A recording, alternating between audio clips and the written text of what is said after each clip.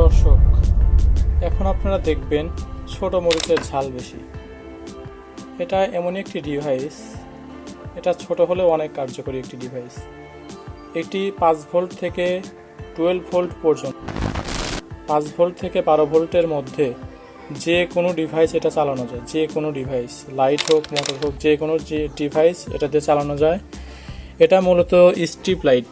যারা strip light চেনেন না তারা দেখতে পারেন। স্ট্রিপ লাইট আমি দেখাই। স্ট্রিপ লাইট এরকম হয়ে থাকে, আপনারা অনেকে চেনেন, তারপর আমি দেখালাম। এই স্ট্রিপ লাইট কন্ট্রোল করার জন্য এই ছোটো মরিচটা লাগে। তো এই ছোটো মরিচের ঝাল বেশি এই জন্যই বললাম। এই ছোটো মরিচ দিয়ে আপনারা মোবাইলের মাধ্যমে, যে কোনো মোবাইলের মাধ্যমে এটা কন্ট্রোল করতে পারবেন তারবিহীন। এখানে 5 থেকে 12 ভোল্ট ইনপুট দেবেন। এখানে 4টা আউটপুট আছে, 4টা থেকে এখানে 3টা কার্যকরী, একটি প্লাস, 3টা মাইনাস। এটা থেকে আপনারা যে কোনো 3টি ডিভাইস আপনারা চালাতে পারবেন।